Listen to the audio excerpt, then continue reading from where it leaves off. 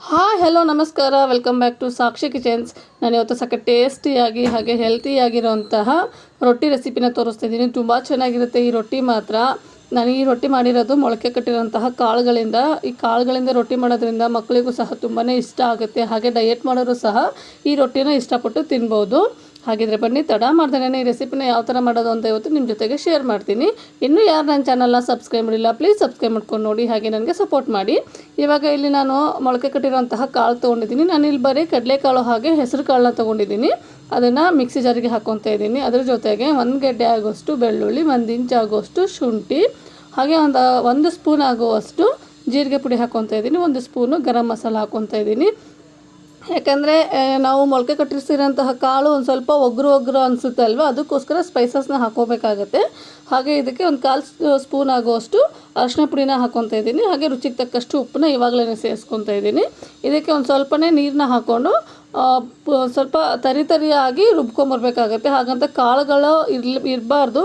ಈ ಇಡ್ಲಿ ರವೆ ಬರುತ್ತಲ್ವ, ಆ ಥರ ತರಿಯಾಗಿದ್ದರೆ ಸಾಕು. ನೋಡಿ ಇಲ್ಲ ನಾನು ತೋರಿಸ್ತಾ ಇದ್ದೀನಿ. ಈ ಥರ ತರಿಯಾಗಿದ್ದರೆ ರೊಟ್ಟಿ ತುಂಬಾ ಚೆನ್ನಾಗಿ ಟೇಸ್ಟ್ ಕೊಡುತ್ತೆ.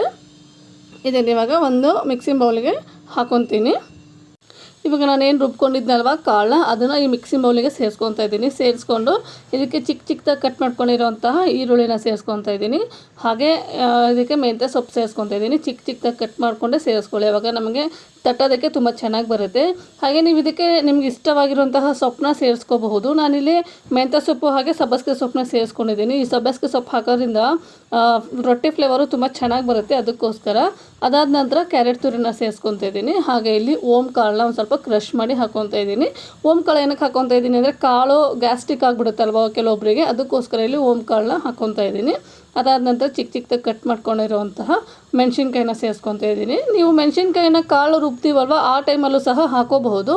ನಾನಿಲ್ಲಿ ಮಕ್ಕಳು ತಿಂತಾರಲ್ವ, ಅದಕ್ಕೋಸ್ಕರ ಅವ್ರಿಗೆ ಕಣ್ಣಿಗೆ ಕಂಡ್ರೆ ಎತ್ತಿಕ್ಲಿ ಅನ್ನೋ ಕಾರಣಕ್ಕೆ ಒಂದು ಸ್ವಲ್ಪ ಕಟ್ ಮಾಡಿ ಸೇರಿಸ್ಕೊತಾ ಇದ್ದೀನಿ. ಇದನ್ನು ಇವಾಗ ನೀಟಾಗಿ ಮಿಕ್ಸ್ ಮಾಡ್ಕೊಳ್ಳೋಣ. ಹಾಗೆ ನಾನಿಲ್ಲಿ ಮತ್ತೆ ಎಕ್ಸ್ಟ್ರಾ ನೀರೇನು ಸೇರಿಸ್ಕೊಳ್ಳಲ್ಲ. ಆವಾಗಲೇ ರುಬ್ಬೋದಕ್ಕೆ ಏನು ನೀರು ಹಾಕ್ಕೊಂಡಿದ್ನಲ್ವ, ಅದೇ ನೀರು ಸಾಕಾಗುತ್ತೆ. ಇದಕ್ಕೆ ಇವಾಗ ನಾನು 1 ಕಪ್ ಆಗುವಷ್ಟು ಗೋಧಿ ಹಿಟ್ಟನ್ನ ಸೇರಿಸ್ಕೊತಾ ಇದ್ದೀನಿ. ಇದರಲ್ಲಿ ನಾನು ಒಂದು ಸ್ವಲ್ಪ ತೆಗೆದಿಕ್ಕೊತಾ ಇದ್ದೀನಿ, ಯಾಕಂದರೆ ಮತ್ತೆ ಏನಾದರೂ ಹಿಟ್ಟು ಅವಶ್ಯಕತೆ ಆದರೆ ಸೇರಿಸ್ಕೊಳ್ಳೋಕ್ಕೆ ಸರಿ ಹೋಗುತ್ತೆ ಅಂತ. ಹಾಗೆ ಇಲ್ಲಿ ಒಂದು ಅರ್ಧ ಕಪ್ ಆಗುವಷ್ಟು ಜೋಳದ ಹಿಟ್ಟನ್ನ ಹಾಕ್ಕೊತಾ ಇದ್ದೀನಿ. ಅದ್ರ ಜೊತೆಗೆ 1/4 ಕಪ್ ಆಗುವಷ್ಟು ಕಡಲೆ ಹಿಟ್ಟು ಹಾಕ್ಕೊತಾ ಇದ್ದೀನಿ. ನಾನಿಲ್ಲಿ ಎಲ್ಲ ಹಿಟ್ಟನ್ನು ಸ್ವಲ್ಪ ತೆಗೆದಿಟ್ಕೊಂಡಿದ್ದೀನಿ. ಬೇಕಾದರೆ ಮತ್ತೆ ಹಾಕೊಳ್ಳೋಕೆ ಸರಿ ಹೋಗುತ್ತೆ ಅನ್ನೋ ಕಾರಣಕ್ಕೆ ಇವಾಗ ಇದನ್ನು ನೀಟಾಗಿ ಇದ್ರ ಜೊತೆಗೆ ಮಿಕ್ಸ್ ಮಾಡಿಕೊಂಡು ಕಲಿಸ್ಕೋಬೇಕಾಗುತ್ತೆ. ಇಲ್ಲಿ ನೀರಿನ ಅವಶ್ಯಕತೆ ಇದ್ದರೆ ಮಾತ್ರ ಹಾಕ್ಕೊಳ್ಳಿ, ಇಲ್ಲಾಂದರೆ ಹಾಕೊಳ್ಳೋಕೆ ಹೋಗಬೇಡಿ. ಇಲ್ಲಾಂದರೆ ಮತ್ತೆ ನೀರು ಹಾಕ್ಕೊಂಡ್ರೆ ನೀವು ಮತ್ತೆ ಎಕ್ಸ್ಟ್ರಾ ಹಿಟ್ಟನ್ನ ಸೇರಿಸ್ಕೋಬೇಕಾಗುತ್ತೆ. ಅದಕ್ಕೆ ನಾವು ತೊಗೊಂಡಿರೋಂತಹ ಕಾಳಿಗೆ ಇಷ್ಟ ಆದರೆ ಸಾಕು. ನೋಡಿ ಹಿಟ್ಟುಗಳು ಹಾಗೆ ತರಕಾರಿ ಸೊಪ್ಪು ಅದೆಲ್ಲ. ನಾನು ಇದಕ್ಕೆ ಮತ್ತೆ ಎಕ್ಸ್ಟ್ರಾ ನೀರೇನು ಸೇರಿಸಿಲ್ಲ. ಆವಾಗಲೇ ರುಬ್ಬೋದಕ್ಕೆ ಏನೊಂದು ಅರ್ಧ ಗ್ಲಾಸ್ ನೀರು ಹಾಕಿದ್ವಲ್ಲ, ಅಷ್ಟೇ ಸಾಕಾಗುತ್ತೆ ಇದಕ್ಕೆ. ಇವಾಗ ಇದನ್ನು ನಾವು ನೀಟಾಗಿ ಚಪಾತಿ ಹಿಟ್ಟನ್ನ ಯಾವ ಹದಕ್ಕೆ ಕಲಿಸ್ಕೊತೀವಿ ನೋಡಿ, ಆ ಹದಕ್ಕೆ ಕಲಿಸ್ಕೊಂಡ್ರೆ ಸಾಕು. ರೊಟ್ಟಿ ತುಂಬ ಚೆನ್ನಾಗಿ ಬರುತ್ತೆ. ನೋಡಿ ಇಲ್ಲಿ ಇವಾಗ ಈ ಥರ ಉಂಡೆ ಬಂದರೆ ಈ ಹಿಟ್ಟು ರೆಡಿ ಆಯಿತು ಅಂತ. ಹಾಗೆ ನಾವು ಈ ಹಿಟ್ಟನ್ನ ನೆನೆಸ್ಬೇಕು ಅಂತ ಅವಶ್ಯಕತೆ ಏನಿಲ್ಲ. ಇನ್ಸ್ಟೆಂಟಾಗಿ ರೊಟ್ಟಿನ ಮಾಡ್ಕೊಂಬಿಡ್ಬೋದು. ನೀವು ಈ ರೊಟ್ಟಿನ ಬೆಳಗ್ಗೆ ಬ್ರೇಕ್ಫಾಸ್ಟಿಗಾದರೂ ಮಾಡಿ, ಲಂಚ್ ಬಾಕ್ಸಿಗಾದರೂ ಮಾಡಿ, ಇಲ್ಲ ನೈಟ್ ಡಿನ್ನರಿಗೆ ಮಾಡ್ತೀವಂದ್ರೂ ಮಾಡ್ಕೋಬೋದು. ತುಂಬ ಚೆನ್ನಾಗಿರುತ್ತೆ. ಹಾಗೆ ಬೆಳಗ್ಗೆ ಮಾಡಿರೋಂತಹ ರೊಟ್ಟಿನ ಮಧ್ಯಾಹ್ನವೂ ಸಹ ತಿನ್ಬೋದು. ತುಂಬ ಟೇಸ್ಟಿಯಾಗಿರುತ್ತೆ.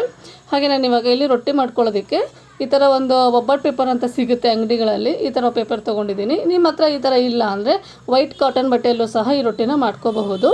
ಈ ಪೇಪರ್ಗೆ ನಾನು ಒಂದು ಸ್ವಲ್ಪ ಎಣ್ಣೆನ ಹಚ್ಕೊಂಡು ನಾವು ರೊಟ್ಟಿ ಎಷ್ಟು ಮಾಡ್ತೀವಿ ನೋಡಿ ಅಷ್ಟು ಹಿಟ್ಟು ತೊಗೊಂಡಿದ್ದೀನಿ. ನಾವು ಅಕ್ಕಿ ರೊಟ್ಟಿನ ಯಾವ ಥರ ತಟ್ಕೊತೀವಿ ನೋಡಿ ಅದೇ ಥರನೇ ಅಲ್ಲಿ ತಟ್ಕೋಬೇಕಾಗತ್ತೆ. ತುಂಬಾ ಸುಲಭ, ಜಾಸ್ತಿ ಹೊತ್ತು ಟೈಮ್ ತೊಗೊಳ್ಳಲ್ಲ. ಅಯ್ಯೋ ತಟ್ಟಕ್ಕೆ ಬರ್ತಾ ಇಲ್ವಲ್ಲ ಅನ್ನೋ ಅವಶ್ಯಕತೆ ಇಲ್ಲ. ನಾವು ಹಾಗೆ ಇದಕ್ಕೆ ಬಿಸಿನೀರೇನು ಹಾಕಿ ಕಲಿಸಿಲ್ಲ. ತುಂಬ ಚೆನ್ನಾಗಿ ರೊಟ್ಟಿನ ತಟ್ಕೋಬಹುದು. ನೋಡಿ ನಾನು ಇವಾಗ ಇಷ್ಟು ಅಗಲವಾಗಿ ತಟ್ಕೊಂಡಿದ್ದೀನಿ. ನಿಮಗೆ ದಪ್ಪ ಬೇಕಾದ್ರೆ ದಪ್ಪ, ತೆಳುವಾಗಿ ಬೇಕಾದ್ರೆ ತೆಳುವಾಗೂ ಸಹ ತಟ್ಕೋಬಹುದು. ಇದನ್ನು ತಟ್ಕೊಳ್ಳೋ ಟೈಮಲ್ಲೇ ನಾನು ಹಂಚನ್ನು ಸಹ ಬಿಸಿಗಿಟ್ಟಿದ್ದೆ. ಇವಾಗ ಈ ರೊಟ್ಟಿನ ಬೇಯಿಸ್ಕೊಂಬಿಡೋಣ. ಇವಾಗ ಫಸ್ಟಿಗೆ ಹಾಗೆ ಬೇಯಿಸ್ಕೊತಾ ಇದ್ದೀನಿ. ಆಮೇಲೆ ಇದು ಒಂದು ಸೈಡ್ ಬೆಂದ ಮೇಲೆ ಇದಕ್ಕೆ ಎಣ್ಣೆನ ಹಾಕ್ಕೊಂಡು ನೀಟಾಗಿ 2 ಸೈಡನ್ನು ಸಹ ಬೇಯಿಸ್ಕೋಬೇಕಾಗುತ್ತೆ. ನಾನಿಲ್ಲಿ ಈ ರೊಟ್ಟಿನ ಕ್ರಿಸ್ಪಿಯಾಗಿ ಬೇಯಿಸ್ಕೊಂಡಿದ್ದೆ. ತುಂಬ ಚೆನ್ನಾಗಾಗಿತ್ತು ಕ್ರಿಸ್ಪಿಯಾಗಿ. ನಿಮಗೆ ಕ್ರಿಸ್ಪಿ ಬೇಕಂದರೆ ಕ್ರಿಸ್ಪಿಯಾಗೂ ಸಹ ಬೇಯಿಸ್ಕೊಳ್ಳಿ, ಇಲ್ಲ ಸಾಫ್ಟಾಗಿ ಬೇಕಂದ್ರೆ ಸಾಫ್ಟಾಗೂ ಸಹ ನೀವು ಈ ರೊಟ್ಟಿನ ಬೇಯಿಸ್ಕೋಬಹುದು. ನೋಡಿ ಇದು ಇವಾಗ ನೀಟಾಗಿ ಒಂದು ಸೈಡು ಈ ಥರ ಬೆಂದಿದೆ. ಇದನ್ನು ಟರ್ನ್ ಮಾಡಿಕೊಂಡು 2 ಸೈಡು ಸಹ ನೀಟಾಗಿ ಬೇಯಿಸ್ಕೋಬೇಕಾಗುತ್ತೆ. ನಾನು ಇದನ್ನು ಮಾಡೋ ಅಷ್ಟರಲ್ಲೇ ಇನ್ನೊಂದು ರೊಟ್ಟಿನೂ ಸಹ ರೆಡಿ ಮಾಡ್ಕೊತಾ ಇದ್ದೀನಿ. ನಾನು ಈ ಸಲ ಈ ರೊಟ್ಟಿನ ಕೈಯಿಂದ ತಟ್ಕೊತಾ ಇಲ್ಲ, ಚಪಾತಿನ ಯಾವ ಥರ ಲಟ್ಟಿಸ್ಕೊತೀವಿ ನೋಡಿ ಆ ಥರ ಲಟ್ಟಿಸ್ಕೊತಾ ಇದ್ದೀನಿ. ಇದ್ರ ಮೇಲೆ ಇನ್ನೊಂದು ಪೇಪರ್ನ ಇಟ್ಕೊಂಡು ನೀಟಾಗಿ ಲಟ್ಟಿಸ್ಕೊಂಡ್ಬಿಟ್ರೆ ಅದು ಸಹ ನೀಟಾಗಿ ಬಂದುಬಿಡುತ್ತೆ. ಎಲ್ಲೂ ಅಂಟೋದಿಲ್ಲ, ಏನೂ ಇಲ್ಲ. ಆರಾಮಾಗಿ ಚಪಾತಿನ ಯಾವ ಥರ ಮಾಡ್ಕೊತೀವಿ ಆ ಥರನೇ ಈ ರೊಟ್ಟಿನ ಮಾಡ್ಕೋಬಹುದು. ನೋಡಿ ಇದು ಸಹ ರೆಡಿ ಆಯಿತು. ಇದನ್ನು ಮಾಡೋ ಅಷ್ಟರಲ್ಲಿ ನಾವು ಏನು ಹಂಚಲ್ಲಿ ರೊಟ್ಟಿ ಬೇಯಿಸ್ಕೊತಾ ಇದ್ವಲ್ಲ ಅದು ಸಹ ನೀಟಾಗಿ ಕ್ರಿಸ್ಪಿಯಾಗಿ ಬೆಂದ್ಕೊಂಡಿದೆ. ಹಾಗೆ ನಾವು ಈ ರೊಟ್ಟಿ ಜೊತೆಗೆ ನಮಗೇನಾದರೂ ಚಟ್ನಿ ಬೇಕಾದ್ರೆ ಚಟ್ನಿ ತಿನ್ಬೋದು, ಇಲ್ಲ ಕೆಂಪು ಚಟ್ನಿ ಇದ್ದರೆ ಕೆಂಪು ಚಟ್ನಿ ತಿನ್ಬೋದು, ಕಾಯಿ ಚಟ್ನಿ ಇದ್ದರೆ ಕಾಯಿ ಚಟ್ನಿ ತಿನ್ಬೋದು. ಏನೂ ಬೇಡ ಅಂದರೆ ನೀವು ಮೊಸರು ಜೊತೆಗೂ ಸಹ ತಿನ್ಬೋದು. ನಾನಿಲ್ಲಿ ಇವತ್ತು ಮನೇಲಿ ಬೆಣ್ಣೆ ಇತ್ತು ಅಂತ ಹೇಳ್ಬಿಟ್ಟು ಬೆಣ್ಣೆ ಜೊತೆಗೆ ಸರ್ವ್ ಮಾಡಿದ್ದೀನಿ. ಬೆಣ್ಣೆ ಜೊತೆಗೆ ತುಂಬ ಚೆನ್ನಾಗಿರುತ್ತೆ. ನಮ್ಮನೇಲಿ ಒಬ್ಬೊಬ್ಬರು 3 ರೊಟ್ಟಿನ ತಿಂದರು, ಅಷ್ಟೊಂದು ರುಚಿಯಾಗಿತ್ತು. ಅದರಲ್ಲೂ ಬಿಸಿ ಬಿಸಿಯಾಗಿ ಮಾಡಿಕೊಡ್ತಾ ಇದ್ದರೆ ನಾವು ಎಷ್ಟು ರೊಟ್ಟಿ ತಿಂದ್ವಿ ಅಂತ ಗೊತ್ತೇ ಆಗಲ್ಲ. ಹಾಗೆ ಇನ್ನೂ ಯಾರು ನನ್ನ ಚಾನಲ್ನ ಸಬ್ಸ್ಕ್ರೈಬ್ ಮಾಡಿಲ್ಲ ಪ್ಲೀಸ್ ಸಬ್ಸ್ಕ್ರೈಬ್ ಮಾಡ್ಕೊಂಡು ನೋಡಿ. ತುಂಬ ಜನ ಸಬ್ಸ್ಕ್ರೈಬ್ ಮಾಡ್ದೇ ನೋಡ್ತಾ ಇದ್ದೀರಾ. ನೀವು ಸಬ್ಸ್ಕ್ರೈಬ್ ಮಾಡಿದರೆ ನನಗೂ ಸಹ ಹೆಲ್ಪ್ ಆಗುತ್ತೆ, ಹಾಗೆ ಸಪೋರ್ಟ್ ಮಾಡ್ದಂಗೆ ಆಗುತ್ತೆ. ನೋಡಿ ಇಷ್ಟ ಆದರೆ ರೊಟ್ಟಿ ಸಹ ರೆಡಿ ಆಯಿತು. ಇದ್ರ ಜೊತೆಗೆ ನಾನು ಬೆಣ್ಣೆನ ಸರ್ವ್ ಮಾಡ್ತಾಯಿದ್ದೀನಿ. ಬೆಣ್ಣೆ ಜೊತೆಗೆ ತಿಂತಾಯಿದ್ರೆ ಆಹಾ ಸೂಪರಾಗಿರುತ್ತೆ. ನೀವು ಸಹ ಮನೆಯಲ್ಲಿ ಮೊಳಕೆ ಕಾಳಿದ್ದಾಗ, ನಿಮ್ಮ ಮನೆಯಲ್ಲಿ ಮಕ್ಕಳು ಮೊಳಕೆ ಕಾಳು ತಿನ್ನಲ್ಲ ಅಂದಾಗ ಈ ರೊಟ್ಟಿನ ಮಾಡಿಕೊಡಿ.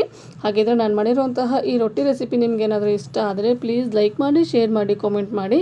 ಇನ್ನೂ ಯಾರು ನನ್ನ ಚಾನಲ್ನ ಸಬ್ಸ್ಕ್ರೈಬ್ ಮಾಡಿಲ್ಲ ಪ್ಲೀಸ್ ಸಬ್ಸ್ಕ್ರೈಬ್ ಮಾಡಿಕೊಂಡು ನನಗೆ ಸಪೋರ್ಟ್ ಮಾಡಿ. ನಿಮ್ಮ ಫ್ಯಾಮಿಲಿ ಆ್ಯಂಡ್ ಫ್ರೆಂಡ್ಸಿಗೂ ಸಹ ಶೇರ್ ಮಾಡಿ. Thank you.